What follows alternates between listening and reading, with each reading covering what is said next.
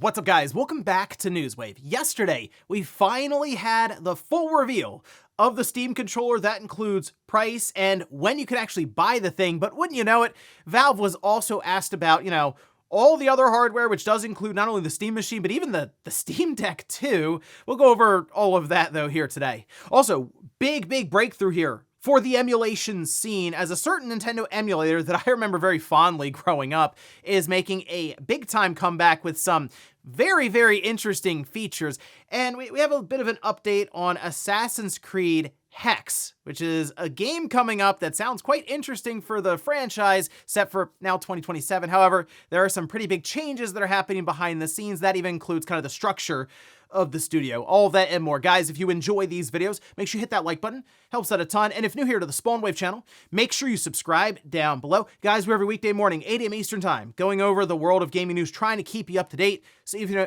don't have a notification in the morning, just know there's probably a video here for you to check out. And we're going to start today with Nintendo in their cinematic universe. Of course, the Mario Galaxy movie is going crazy at the box office, at least in terms of revenue, not as much in terms of critic reception, but the audience seems pretty happy with it. Now it seems maybe we could be looking at a Metroid movie, and I mean, it seems obvious to me, but hey, Nintendo, they move in mysterious ways sometimes. Still, we can see this is over on Nintendo Life, saying, as reported by .esports, posts from the V-Scooper on social media indicate Nintendo is actively pitching a Metroid movie with Sony and Universal in a heated race to secure the rights. It said that both studios are in favor of a live-action adaptation, though this could still change. Out of the franchise Nintendo has, Metroid, I think, does make the most sense to attempt a live action version of it. I'm curious how far Nintendo is willing to go with it. Would they try to lean into some of the more even horror tropes, you could say, to Metroid, where some of the exploration is very isolating, and would they want to keep it PG? Or these are questions I would have for them before they even get started with it, but clearly I'm sure it's something that would adapt very well to the big screen, and at least according to current rumors and reports, there are multiple parties interested in it, so we'll wait to see if we get any more about this going forward. Also, we have another PlayStation 5 price increase. We can see this is over on PlayStation blog for Southeast Asia. These would include price changes for the PS5, the PS5 Pro, and the PlayStation Portal Remote Player, and surprise, yes, prices are going up. I also saw that in South Korea, they have prices going up there that actually is like double digits in terms of percentage. Now, here we have Singapore, Malaysia, Thailand, Indonesia, Philippines, Vietnam. So they have all the prices there now. And I mean, I'm not great at like currency rate conversion on the fly here, but I wanted to point this out for anyone in any of these affected areas to just double check. This all goes into effect starting May 1st. So if you've been thinking about getting a PS5 of some kind, or even the PlayStation Portal Remote Player, you'd want to move on that soon before any of these price increases go into effect. Oh, and speaking of price increases, we know RAM is going crazy with the current supply crunch for DRAM, with all the AI data centers being set up. And naturally, next generation keeps coming up. The idea of Project Helix now really getting thrown around. Asha Sharma was asked by GameFile Stephen Totillo about the effects maybe of the current RAM situation. This is what she had to say. Now, there's a quote over on Game Developer, again coming from GameFile, saying, memory costs will impact pricing. It will impact availability. As we think about being where the world plays, we will take that into consideration. So we're not ready to share a launch timeline right now. The world's pretty dynamic. But they say my number one focus, though, is to focus on what's in our control, build a great console to play great games, including your PC games. And the price keeps coming up as obviously the big thing that's affected, but as she's mentioned here, availability that can fluctuate timelines, which while we kind of think they're aiming for holiday 27, it wouldn't shock me if they end up in 2028. Not even like holiday 2028, like maybe the first half.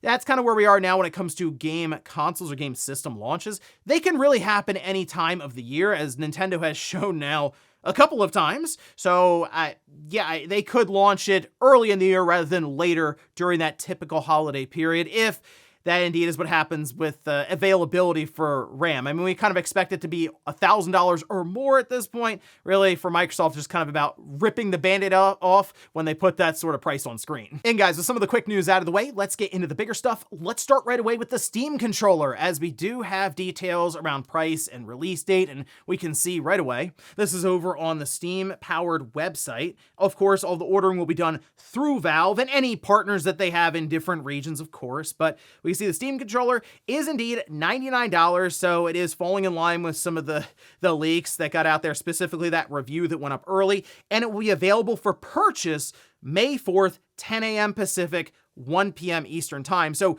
at this point, you're not able to order. It's just coming soon. So I feel like the site will struggle with traffic around the Steam controller because it's not, say, $700, $800, like we're kind of thinking the Steam machine might end up being. It's still in that, I don't say impulse, but it's more approachable, say, at $100. And the audience is pretty large because you could already have a setup PC, a built system, and you just want the controller then to go along with that, right? So I see this as an accessory that has a much wider audience reach than something like the Steam machine right out of the gate. Basically, the site's going to get hit hard. There's going to be a lot of traffic, so I'd recommend maybe planning around this if you really wanted to get a Steam controller, say, at launch. Now, if going up May 4th means, of course, you'll have to wait, I assume, the 2 or 3 days, maybe, hopefully, to be able to get the controller. But, I mean, they have some of the details here: magnetic thumbsticks, TMR, full set of inputs to play your whole Steam library, the haptic motors. They have a battery life here listed at 35 plus, which is good, but Gamers Nexus did a whole, scientific deep dive on this thing, and they found the battery life to well exceed that. Now, that seemed to be without any of the haptic motors being used, but still, when I say heavily exceed that, they mentioned it was more than 70 hours with a pretty rudimentary test that they were doing. So I think the 35 plus hours is even conservative on Valve's side. So that's good. You under promise, over deliver kind of thing there. And then that, of course, that puck, the little USB cable that comes with it. And I mean, I like the idea of that through magnetic charging, and apparently it doesn't seem to affect the magnetic thumbstick. So I guess they worked all of that out when they were designing it. And I know the $100 price point has become quite a point of contention and discussion around this, but if you look around currently, controllers just in general have been creeping up. I mean, almost every generation it feels like, but almost like every year or so, even with some of the specialized controller designs from Xbox, or as we see from PlayStation, that I'm seeing DualShock or DualSense controllers go upwards of $80 or more there. And then, of course, you look at the DualSense Edge, and that's $200. The thing with this Steam controller, there are reviews that say it doesn't feel super premium. So because of that, even though it has features like, say, the TMR sticks, the touchpads, things that do set it apart from current, we'll say, baseline controllers from Microsoft and Sony, controllers you may think about using, say, on your PC, it's not going to necessarily be able to compete with some of the higher end controllers that feel much more premium. But at $100, it's also like half the price of those controllers. So I think really, if you're someone who has a massive library on Steam, and especially if you've used the Steam Deck with those dual touchpads, you're probably already on board with this, and you're just waiting for May 4th to get here to put your order in. But along with this, Valve did make the rounds, of course, talking with all kinds of publications, and a couple of them did ask, hey, it's cool you got the Steam controller coming, but what's going on with that Steam machine? So one was Polygon, you can see, and this is pretty straightforward from a Valve hardware engineer, Steve Cardinelli, told Polygon, why not release the Steam machine alongside the Steam controller? Why the controller now? Quite frankly, it's because the controller doesn't have RAM in it. I mean, that sounds about right. Saying we wanted to build up quantity so that we could try to address everybody who wants one at launch. Now, we're still not 100% sure on the Steam machine coming with a Steam controller, but I would expect there to be some sort of bundle with a Steam controller, right? They very well could, because it might come down to, maybe you don't want a Steam controller with this thing, although it kind of makes sense to use their controller with their system, but nonetheless, maybe you just want the Steam machine because you are going to use a keyboard and mouse, or you already have an Xbox controller that you want to use with it in the living room. Maybe they will sell a cheaper version of it that doesn't have we really are, I think, down to that point, just based on where we are with current RAM prices. However, to go a bit further, IGN did talk to a few people at Valve when it comes to the Steam OS side, and then also on the engineering side, once again about the RAM shortage, asking, hey, is the thing keeping the Steam machine kind of at bay here and not coming out with this controller all at once?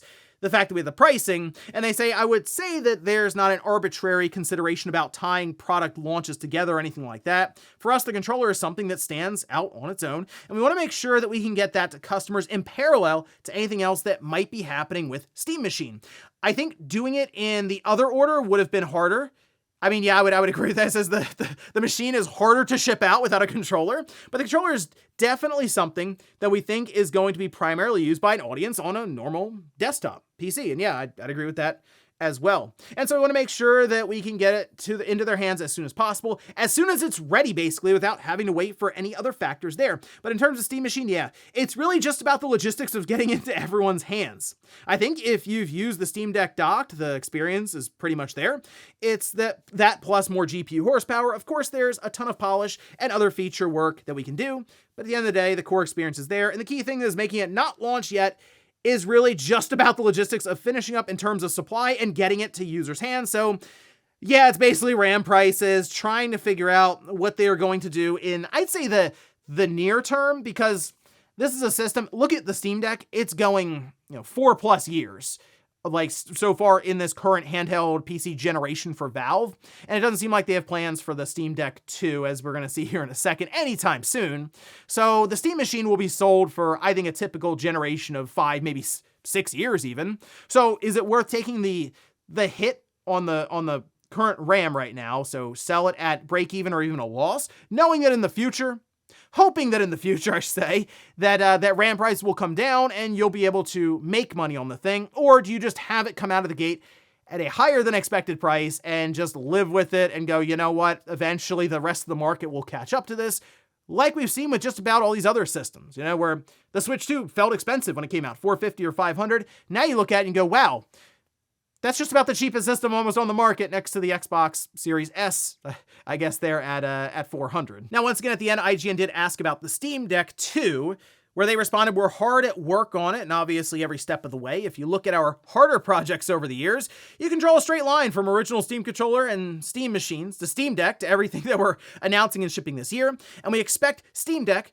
will be a lot of the same, where a lot of what we're doing here will be learnings that build up to it. So the Steam Deck 2 is going to be a highly anticipated release when that happens. I say when that happens because it kind of sounds like AMD still has a lot of work to do on their end with this whole thing, as Valve, just like a year or so ago, they said that they're still waiting for technology to get to a certain point where they make that move. You look at the Steam Deck, it's still quite pricey. I mean, they've been sold out of a lot of parts and components, and right now it's like, let's focus on, I mean, they have the Steam frame as well, but when it comes to the consumer-facing or wider consumer-facing product, which would most likely be a Steam Machine or a Steam Deck 2, let's get our home or living room box out first, right? And let's work through that with the current RAM situation. It's very difficult for Valve, I feel like, to tackle all these projects all at once. So the Steam Deck 2, I still think 2028 maybe, and even that might be pushing it a bit. I think they're hanging out waiting right now for the technology with AMD just to get better and where they can put it all together in a package that isn't $1,000 or more. But for now, hey, the Steam controller, we'll see that here in about a week or so, go up for order, and then we'll hang out and wait for Valve to eventually make that big announcement and update for the Steam Machine and the Steam frame, pricing and release date there. Next up, let's talk about a really exciting announcement for emulation, and that has to do with ZSNES. I always call it ZSNES. Do people out there call it ZSNES? I don't know. It was the emulator back in the day, if you remember, where you would start it up and it would have the snow effect going across. His classic emulator. And it's the one I used all the time back in the day. So it was actually pretty fun and kind of nostalgic to see it's making a comeback now as Super ZSNES. All right, so we can see the website here, and they do say, welcome to Super ZSNES. The two original developers of ZSNES are finally back together, introducing Super ZSNES. Rewritten completely from scratch, this GPU-powered SNES Emulator is here to bring you the following: some of what is familiar, some of what's new, and then some of what goes beyond. I will say, if you want like a nice deep dive into what they've been able to do here with Super ZSNES, MVG did a very, very good video going over a lot of the features and even how some of it just works. So really cool stuff, but some of the key features include far more accurate CPU and audio cores than the original ZSNES, GPU-powered PPU core to allow for high-res Mode 7, and special per-game enhancement features, which is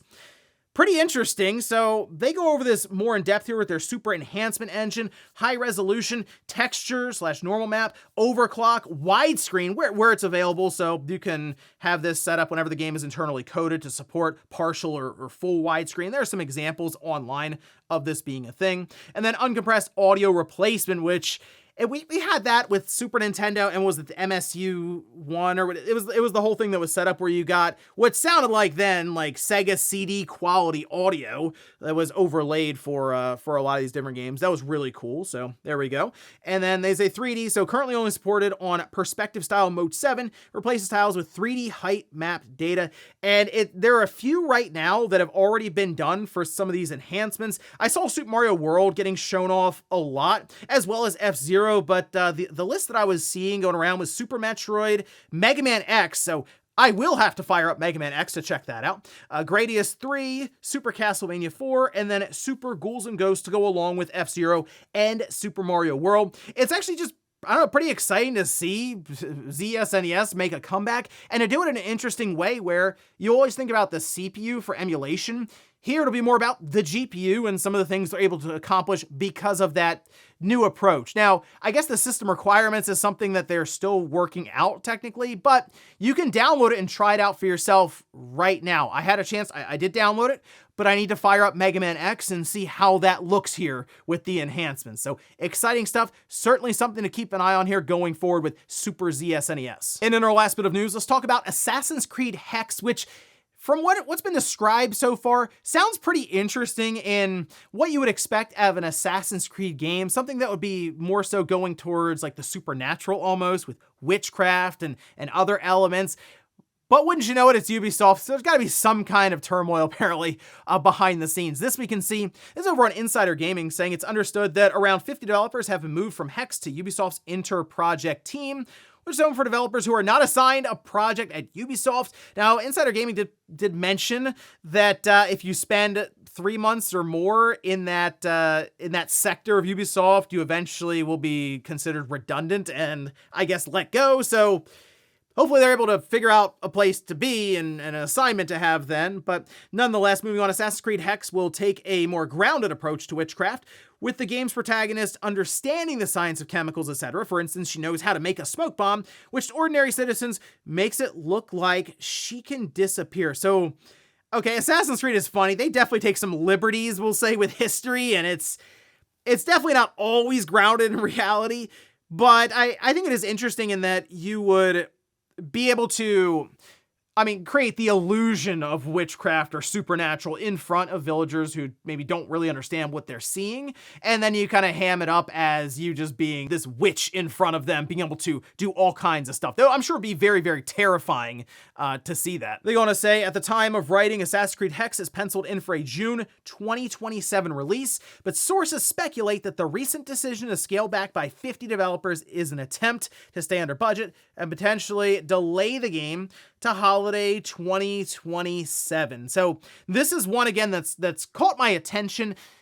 Assassin's Creed in Japan with Assassin's Creed Shadows, that initially caught my attention, and then kind of the way they set it up, it fell off a bit there with the execution. I still think Shadows is a pretty good Assassin's Creed game, but I also feel like it could have been like so much better. So I'm hoping this is them looking at it and going, okay, we can take an interesting approach to Assassin's Creed Hex rather than just lean into, hey, they actually are like supernatural and have witchcraft stuff. I kind of like the idea of it not necessarily being all it appears right there on the surface, and they're coming up with ways to just appear like it's some supernatural thing. But again, holiday 2027, right now, June 20, well, We'll see. Ubisoft in general just feels like such a toss-up for any of their releases. At least we know Assassin's Creed Black Flag Resynced is coming up here in a few months, and that looks great. Here's hoping they can pull something off similar here with Hex when we get into 2027. And before we go to the comment of the day, we'll take a look at the poll that I posted up yesterday.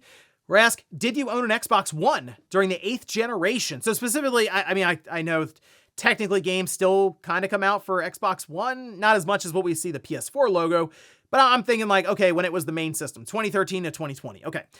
Actually, it's 50-50. Okay, so 50% yes, 50% no. You see a wild swing from what we had with that Xbox 360 poll where it was easy majority saying, yes, I had an Xbox 360. And you know what's about to happen? I'm going to run the poll for the Xbox Series, and what I think we're going to see is that decline through the polls where people are voting. It's majority yes for Xbox 360. It's half and half right now for the Xbox One. And I kind of feel like it's going to be majority no for the Xbox Series. So you can kind of understand with the line trending downwards for that one. And I guess you can look back on when they were, you'd think, the most successful in terms of player interest and engagement and stuff with the Xbox 360. I don't know if you can recreate that time period exactly because it was very different back then, 2005 to 2013. But you definitely have to look back and at least think of what made Xbox special at that point versus where they are now. And hopefully that's something that Asha Sharma is at least trying to understand. As she said, hey, she's open to learning, to hearing people. So in that case, yes, look back at the Xbox 360 and see what you can pull from that at least still kind of works in current day gaming. And we'll finish up with the comment of the day as you're seeing here. This is from D. Thomas, who says, isn't the whole DRM thing what got Xbox One clipped back in 2013? Now Sony's doing the same thing? Well, actually, the Xbox One back then, I mean, you see the DRM thing that's popped up and is being discussed for Sony as like a 30-day check-in or something there. The Xbox One, they had proposed the idea, and they eventually, obviously, pulled away from this because they're like, no, we can't do that. And now with all the backlash happening, the proposal was every 24 hours you'd check in, so you have to be signed into with your system online. The physical games would be affected, as in there'd be no like used games at all. Like they would just get that away completely then. So this was 2013, like when all this was going around. And there's also the idea of having to use that Kinect. Like the Kinect had to be plugged in. That was another thing. So they had to backtrack on a lot of this stuff leading up to the release of the Xbox One. It just felt like the damage was already done. The system is also $100 more than the PS4, and the PS4 is just a more capable system. And as Phil Spencer said, that was the worst generation to lose because that's when everyone was building their digital library, like specifically at that time. So yeah, Don Matrick, he may have been a little ahead of his time because I see people being somewhat understanding of DRM now. He just, if he was doing the presentation for the Xbox Helix next year, he might have a chance. And ladies and gentlemen, that's going to do it here for Newswave. If you enjoyed this video, guys, hit that like button. If not, hit the dislike. Leave comments down below about everything we talked about here today. If you missed yesterday's Newswave, I'll leave it up here on a card. Or maybe you wanted to see me test out some of the PlayStation 5 DRM claims in real time. I went and broke out the PlayStation 5 Pro and tried it. I'll leave that in a video right below. Thanks, guys, for watching, and I'll see you next time.